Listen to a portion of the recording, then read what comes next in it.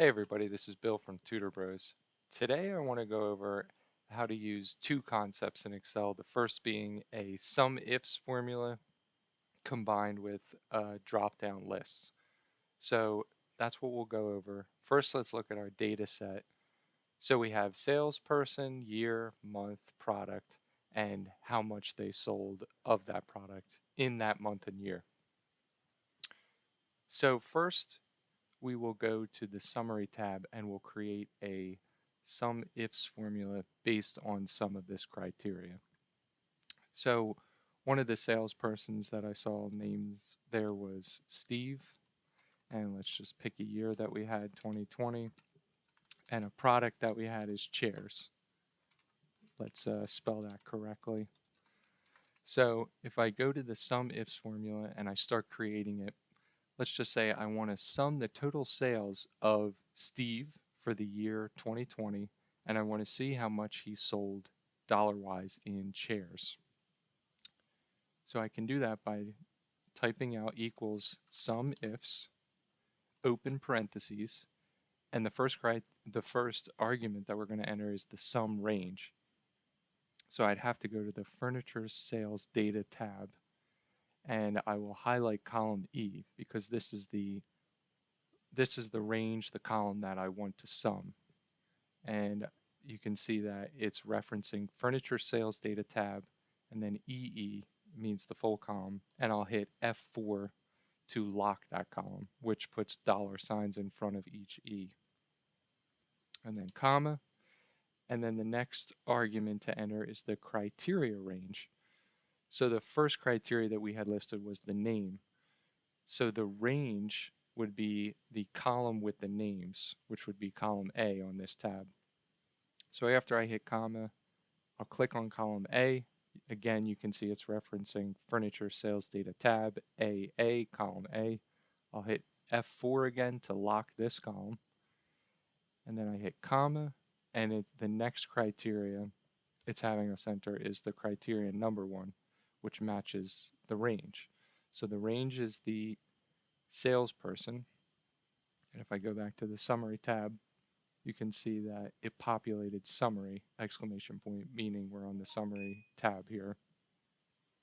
And I will click on B5, which is the name of the salesperson that I wanted to match and sum for.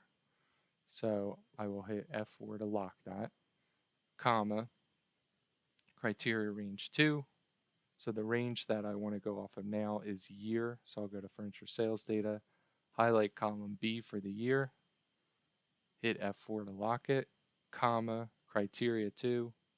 What do we want to match for that year or that column? And it's year 2020, which is in C5 of the summary tab. Hit F4 to lock it, comma. The next input that we're going to put in is the criteria for the third range. So the third range would be the product in column D of the furniture sales data tab. Hit F4, comma, and then criteria 3. So what do we want to match? We want to match the product that is chairs. So I'll have it reference D5 on the summary tab. And I'll lock that for consistency. So you can see that the SUMIF formula, and we'll actually end it there with an end parentheses.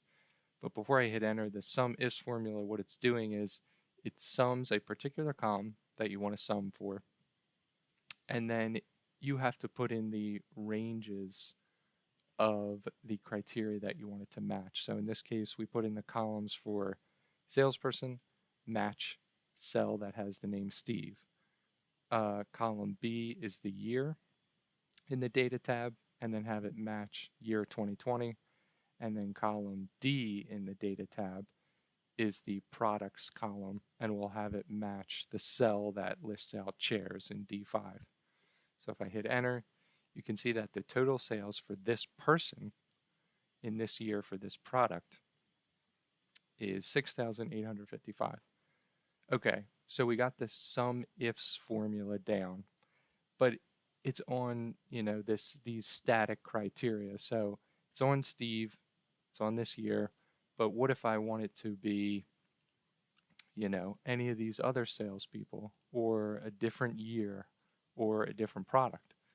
I could type in the names, type in the year. A quicker way, I could create drop-down lists here so that I could, if there were many salespeople or I didn't remember all the salespeople names, I could click the drop-down list and just select one. Same with the year and the product. So to create drop-down lists, we are going to have to reference a list. So if I go to the list tab, I've already listed out the names, years, and product, but you'll want to go to your data tab, look at all the salespeople, list them out this one time in this list. Same with whatever years we want to select from and all the different products. So once you have your list down, I'll go back to the summary tab. So for the salesperson, I want the list to be in B5.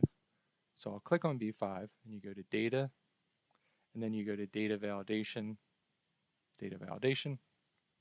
and under settings, the validation criteria, we want to allow for a list here, and we want the source to reference the list tab. So if I click on it, it'll populate list and then exclamation point, the tab. And then if I click and hold cell A2 down to A6, I'm highlighting the names that I want to include in the list. So everything you have highlighted will be an option in the list that we create.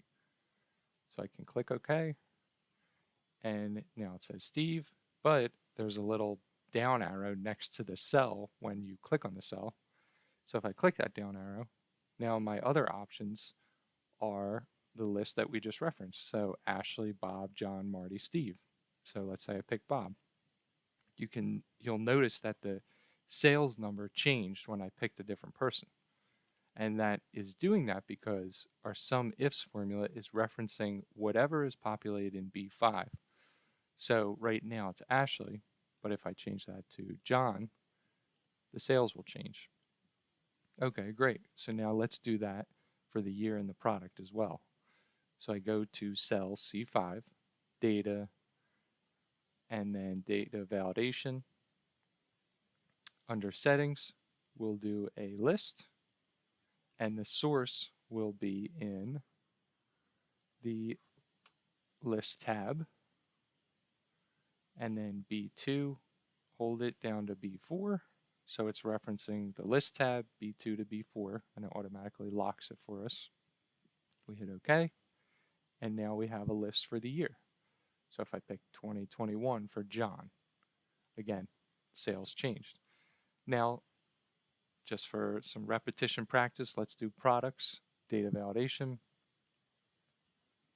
We want it to be a list, and we want the source to be the list tab, C2 to C5.